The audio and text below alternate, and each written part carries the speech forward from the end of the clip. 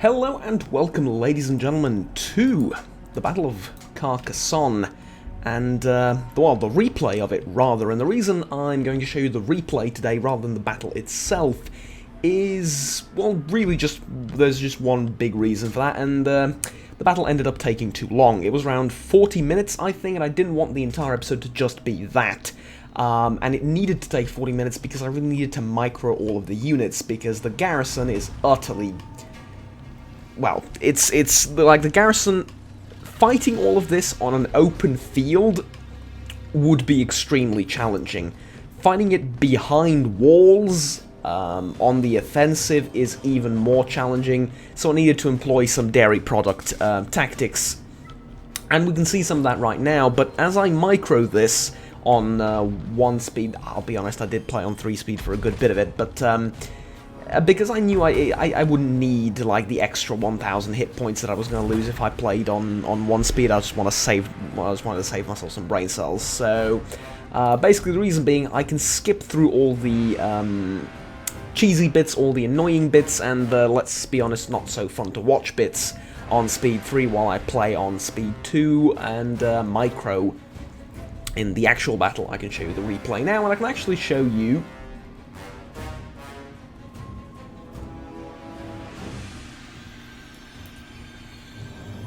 Okay, that was very weird. I can actually I think it's because I what is it? Because I issued a load of orders after I paused.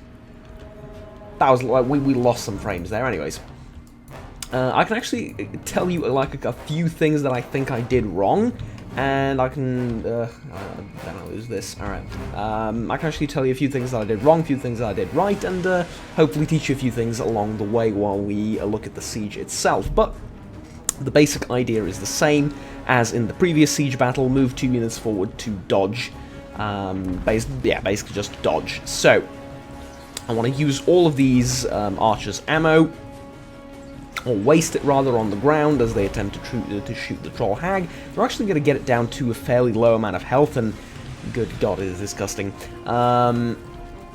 They're going to get it down to a fairly low amount of health, but that doesn't matter because it regenerates, and it's going to regenerate all the way back to full after that. But the main reason I'm doing this is because of the catapult here.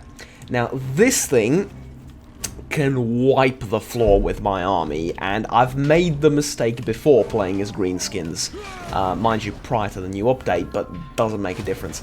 Artillery like this can absolutely wreck lower tier units like the goblins. Now, if you get black orcs or big uns or something along those lines, they're a little bit more difficult to hit, and their formation and their individual HP makes it a little bit more difficult to wipe them out with just a few volleys of trebuchet fire. But the Blessed Field Trebuchet can absolutely wreck these units, so I want to keep them as safe as possible, waste its ammunition, and you can see that the River Troll Hag is around half its HP.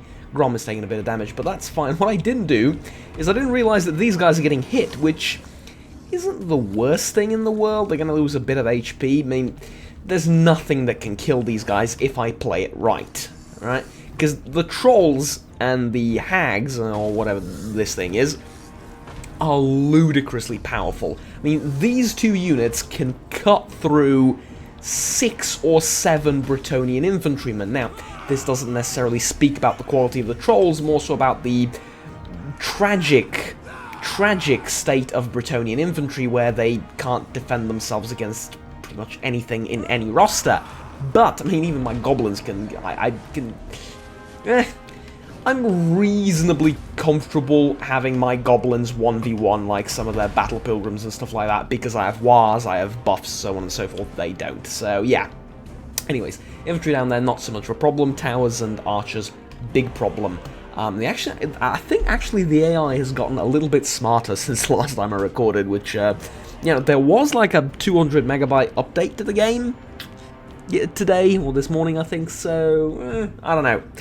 Anyways, what they did is actually they put some archers back here to, where are they? Yeah, they put some archers back here to defend, like, the plaza, and they're going to come in useful later for them, but for now, let's go up to speed 3 as I continue dodging, and I rest the hag because she's done her part of the job. She's dodged all of this archer fire here, and now we can start moving in the archers. Now, the field trebuchet is still not done firing, and I think actually it got a little bit smarter as well, because it wouldn't shoot the hag for some reason.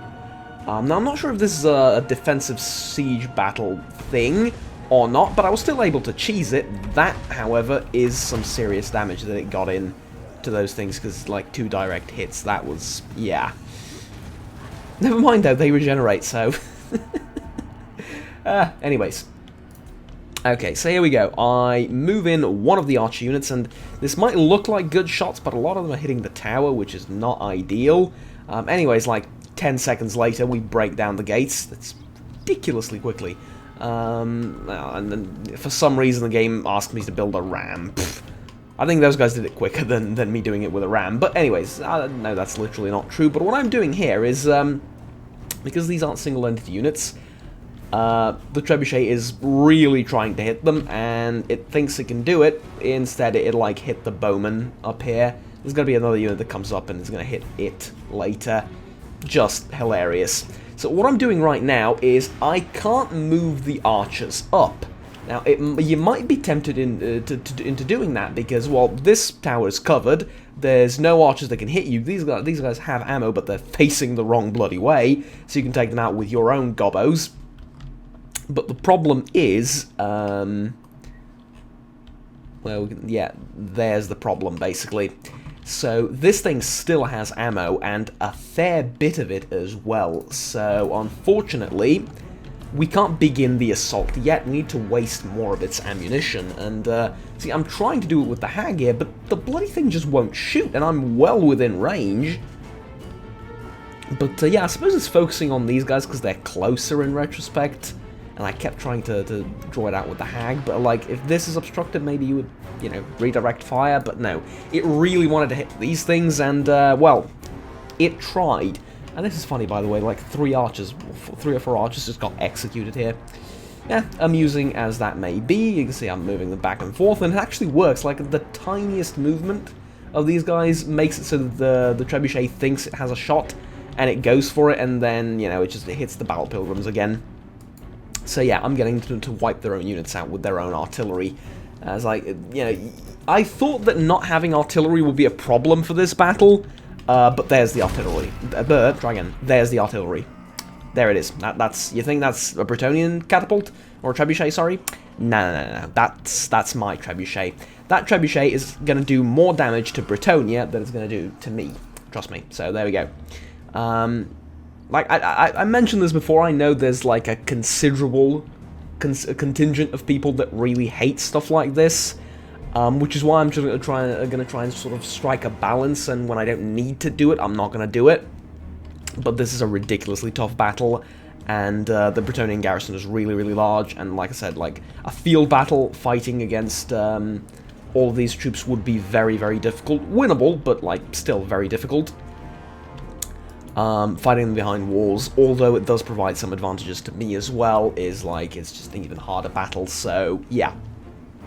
There we go. So having wasted all their ammunition and all of that, we now can move in the archers, and imagine playing this on speed 1, like, the battle would have lasted, like, I don't know, an hour or so, like, with pausing in slow motion and everything to make sure all the micro is done properly, and, like, the goblins are, ugh, they have awkward range is the problem, right, so you need to shoot when they're there, like with the absolute limit of their range, because if you shoot any sooner, they're going to start moving towards the walls, and this shoot over the walls thing doesn't work. But anyways, I put the River Troll Hag here, who's regenerated a lot of her health, actually literally all of it, and she can spit on the heavy infantry guarding the front here. She got a really good number of kills. Actually, the most surprising amount of kills I saw on the battle was by Grom.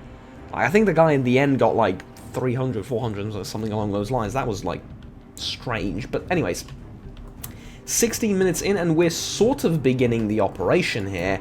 With her full health, she can now get shot by the tower, and the reason being I'm trying to protect my back lines, and that's working out relatively well. Plus, they can't go through the gate, because I've like, this is Butch, okay? Butch says you can't go through the big gate.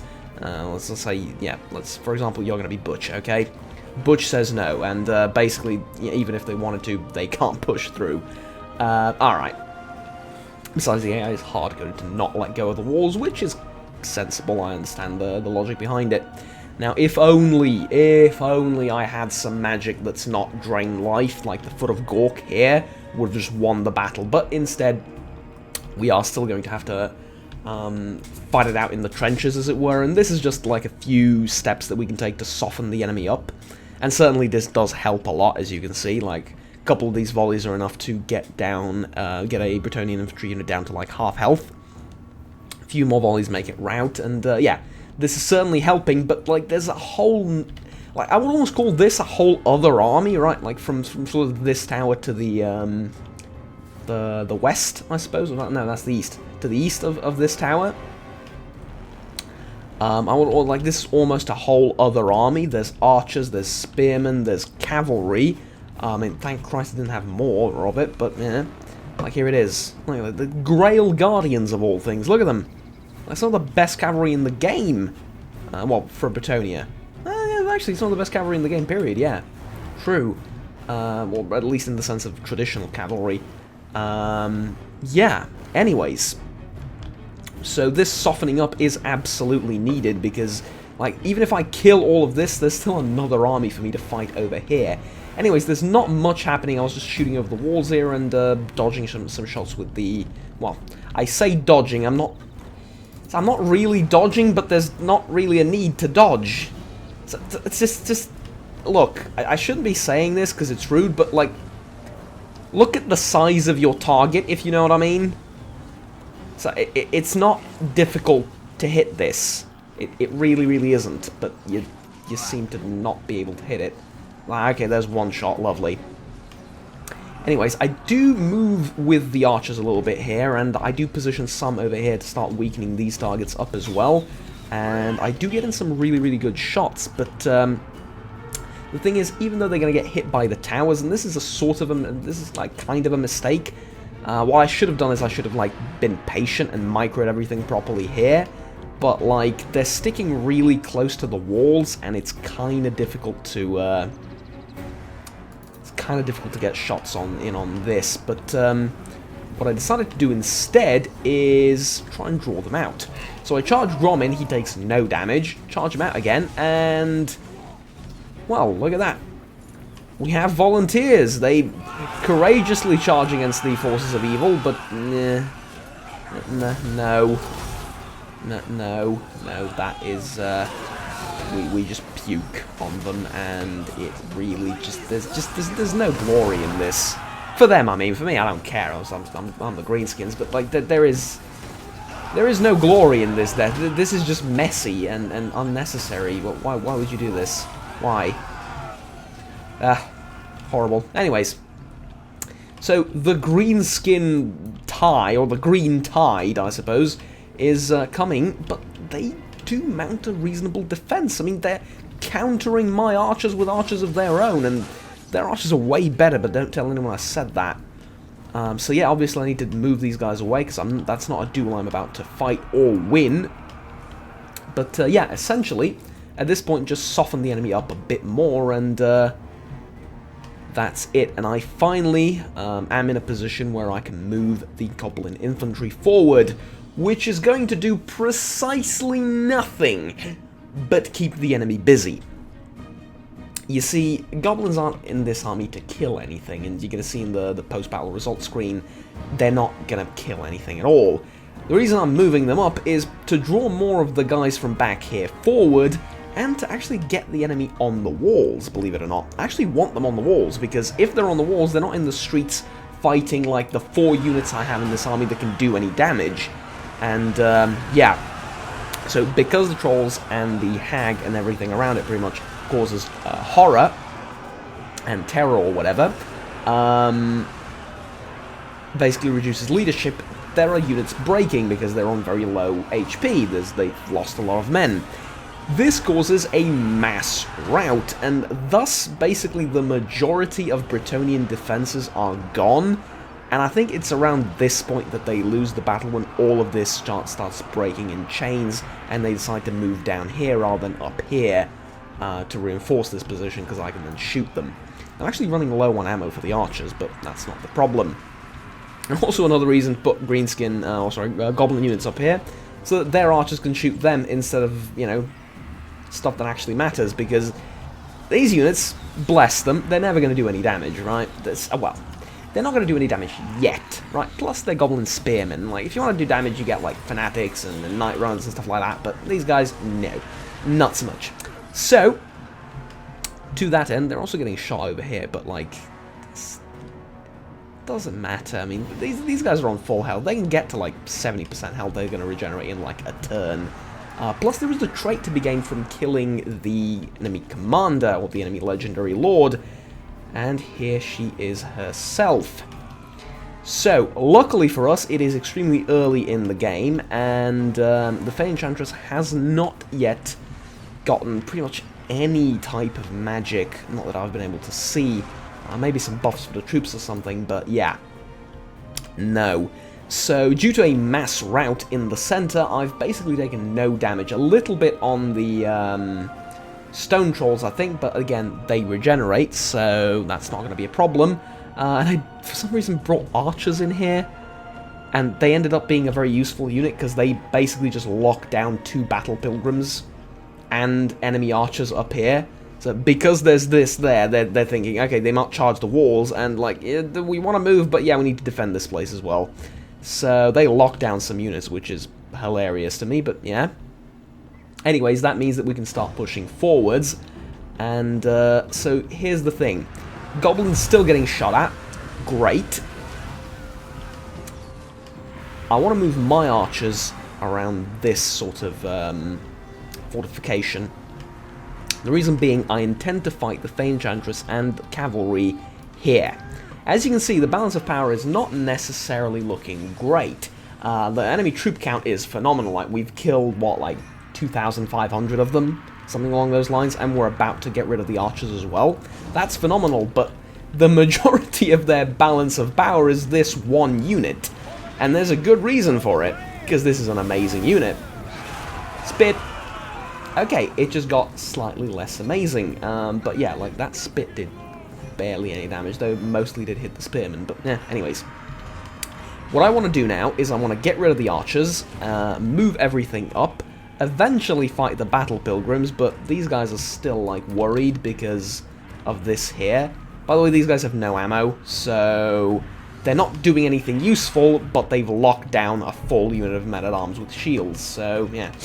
It's a nice little detail. Could have had better micro throughout the majority of the battle, pretty much, but yeah, never mind that. Anyways, so now what we're going to do is nothing.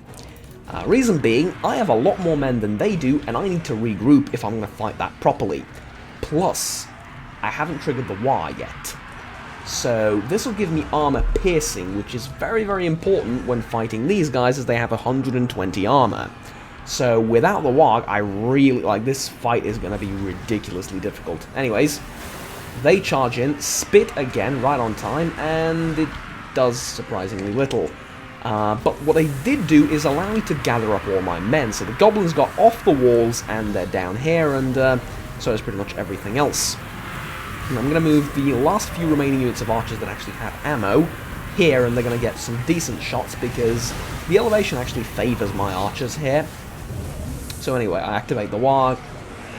Didn't go on for very long, and as a result of it, I think we killed like 2 Grail Knights.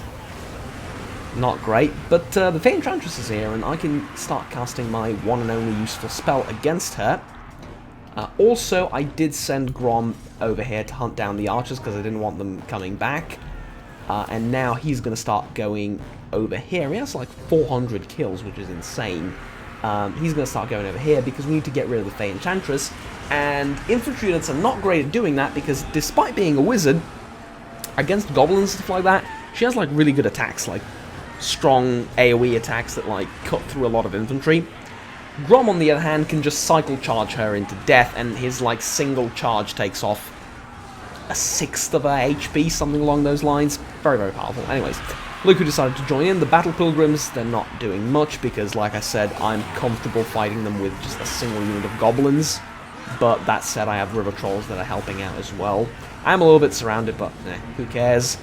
And there we go. Victory is within our grasp. But then again, like, with 270 units left, balance of power is looking good, but it's not that good if you compare it to the number of troops they've lost. It really just is a testament to just how much balance of power this unit carries within itself. So, here's Grom, and here's what we've all been waiting to see. Glorious. Would have preferred if I got the bug where he launched her into space. That would have been hilarious, but, you know, it is what it is. Cycle charge! Okay, so he gave her a ride there, actually, believe it or not, in his Grommobile. But he's then going to get a little bit enthusiastic, and I'll show you what I mean. Oh, and yeah, I love this attack. That is... Just tell me that is not the most amazing attack. So look at that. It's just... The animations in this game, I really, really love the animations in this game, but, too little, too late. The Grail Knights break, and so does she. She's, like, lost most of her HP in this, believe it or not. 2 cycle charges were enough, and there we go. Close victory, mostly because I've used up all my ammo, but, yeah. That was the battle, and hard fought it was. So, with the battle, or the replay of it, done, we return to the campaign map. I've looted and occupied the castle, and we're getting an amazing 34 gold from it each turn. Yeah, we'll fix that up, don't worry. Alright, so, good then. I think that's it for this turn. Now, with this was good. Like, the trait that we got from it gives us 10% more replenishment each turn, which is amazing. And you can see just how much HP Grom and the River Troll Hag replenish after a single turn. I mean, really the entire army, but like these two specifically, that is amazing. And it really allows for some cheesy battles where you just attack and then withdraw, but I didn't want to do that here. Plus, it wasn't really all that worth it between me and you. Simply because it was a little bit much to do it, and not really worth it in the sense of the Trebuchet is going to get its ammo again, the archers are going to get their ammo again. You know, not sure how much I would have been able to do with my own gobbos without actually properly fighting them, so I think it was better to just commit immediately. It's certainly more fun. Now, let's end the turn and take it from there. So, there is the quest battle to do, and I think I'm going to do it right away, though I might want to pick this up before that. It's like a good bit of money. Etain, though, did declare war on me, and I think the High Elves are going to start coming this way. Grows, my lord. Which is going to be a problem.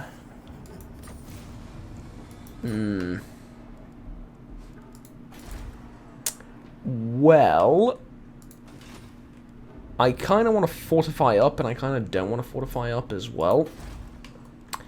But due to the just raw power of the High Elves, both early and late game, I really don't want to fight them now.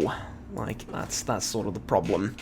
What I want to do instead is, I don't even want to go down to fight the Skaven in the south. That's a little bit... no. I don't like fighting Skaven. I really... It's a personal thing. High Elves is an objective thing. They're extremely powerful. Skaven is just... Ugh. I hate fighting Skaven. Not based on, like, conviction or anything. They're just annoying to fight. Alright. Let's get some research done. So... I think... See, casualty replenishment would be amazing. There's bumps wagons and all of that stuff. Not really interested. I think we're going to do abuse them. Because it's one turn, it's 1,000 gold, but it's like a permanent buff to all goblin units. Which is good. Now then, I guess we can upgrade this thing. 2,000, try and get some money out of it. And Power of Honor is going to be safe for the time being. I do want a bit of shinies here, though. So now I need to be extremely careful with the High Elves, because they can send a full stack over, or multiple, and I'm screwed at that point. So what I want to do is I want to check out the strength rating. So my strength rating is 67. Ivres and Ettain's strength rating is 9 and 10. Good God. Oh, this is a tough campaign. Alright, can't fight the High Elves, the High Elves. Can't fight the Wood Elves, not much point to it either. I think what I should do is continue north.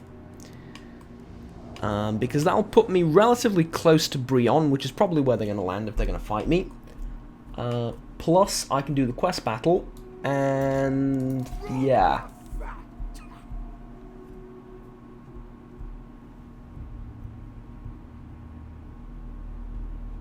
So I can... Okay, that's a mission, never mind. Quests.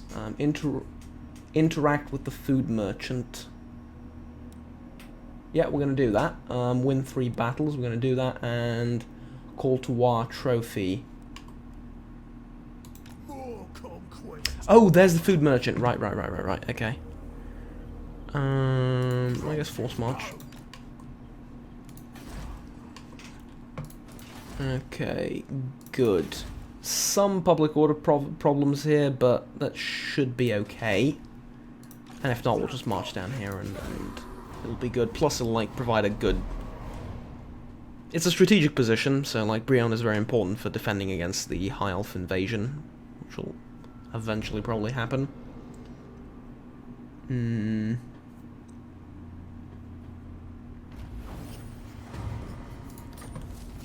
Alright.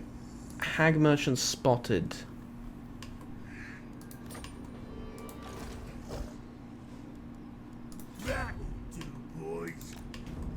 Well, I don't see her, and I don't see him, so there you go. Food merchants are mystical creatures with strange powers, and even stranger cooking. Okay, so disgusting foodstuffs, or meddle in your recipes, but also challenges I want to buy you that. to cook for her in return for great rewards.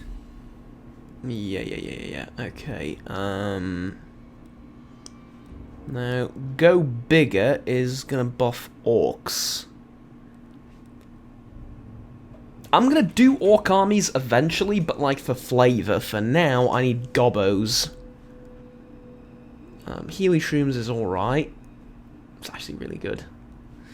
I think I'd rather put my units in positions where I don't need to heal them as much by making them better. So I think that just makes sense. Okay, Grom's Cauldron, though. I think we can cook something now. Or did we not cook? Yeah, we did cook the thing already. Which provides regeneration for Goblin and Night Goblin infantry units, which is so amazing. I think we're just going to keep cooking this, but yeah. That's income from raiding, that's growth, that's regeneration. I mean, troll meat is... S tier ingredient, alright? So let's say I put in troll meat and I put in...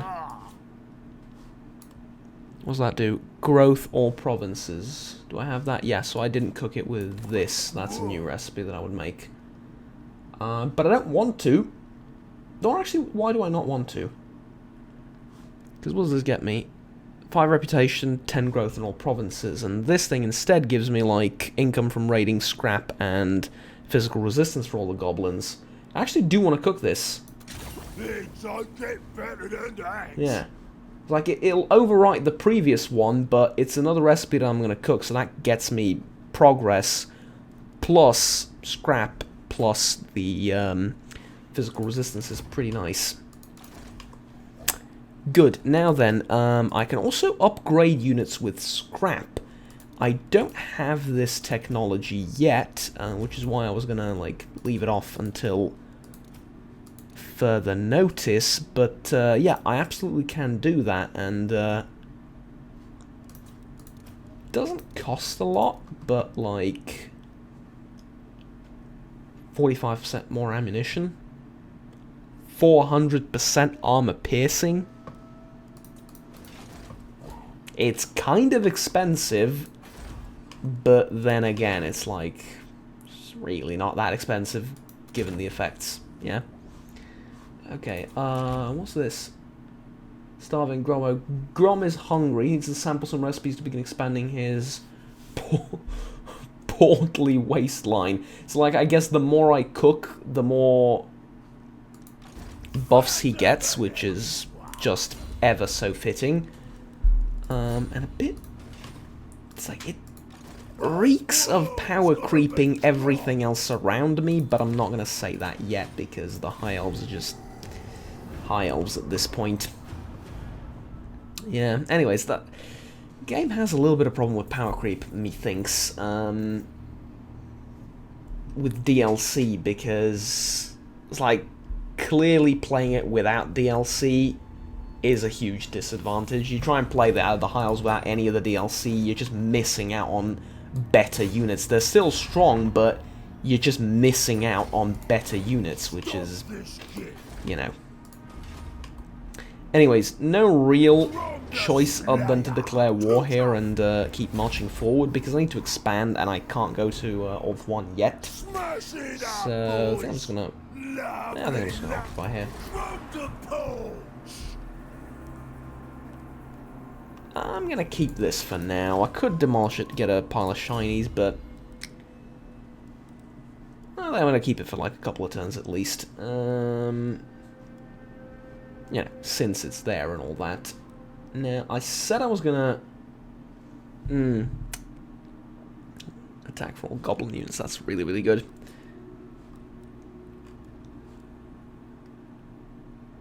And this is a nerf to the elves. Like, you should start with this, honestly. Like, every unit in the universe should start with that. Not like every unit, but like every army. Anyways, jokes aside, let's get... He has decent charge.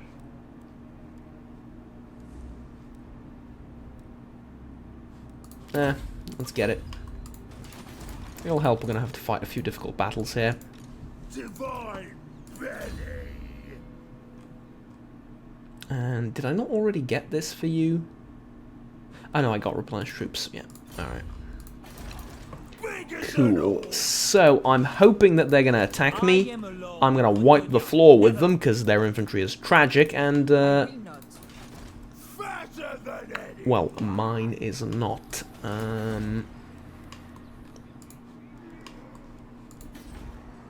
But money is really going to be a problem, because I can't sustain another army, and that's just not good.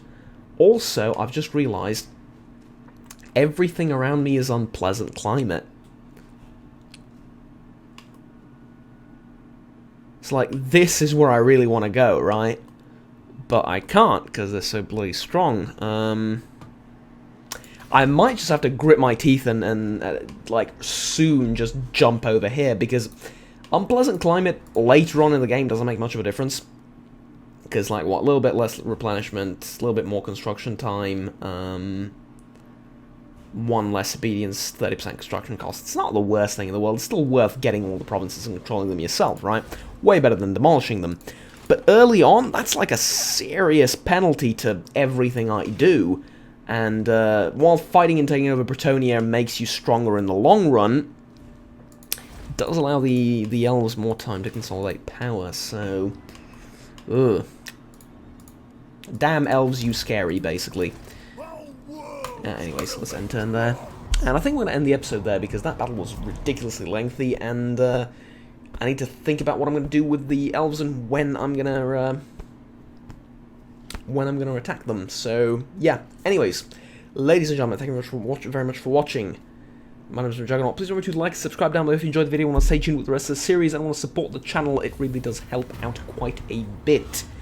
Sod it. They're too far away for anything useful. What is this? Food budget. Okay, never mind. Good, so we're gonna construct a few buildings here next time and probably start thinking about another army. Now, what am I... Is that basically none? Okay. This is a position where Lightning Strike would win me the battle. Just Lightning Strike them, siege them out. Basically same situation as before, slightly easier. Grom the Paunch. But now I think I can't win this if I attack. I can try, but that's like going to be a full stack plus 10. Now, because these are reinforcing, I can rush this with everything I've got, beat it to shreds, and then turn around and face 14, 15, 16, 17, 18, 19, 20, 21, 22, 23, 24, which is not a lot. I might be able to win it, but might be is... I'll tell you what I'm going to do instead. I think this is better. Even though I'm not going to be the one attacking them, which is a disadvantage, I'm not going to have to fight the garrison, and they're most likely going to ride out to meet me, and they're not recruiting, so yeah. Anyways, like I said, I'm going to cut it there. So, until next time, have fun, take care, and bye-bye.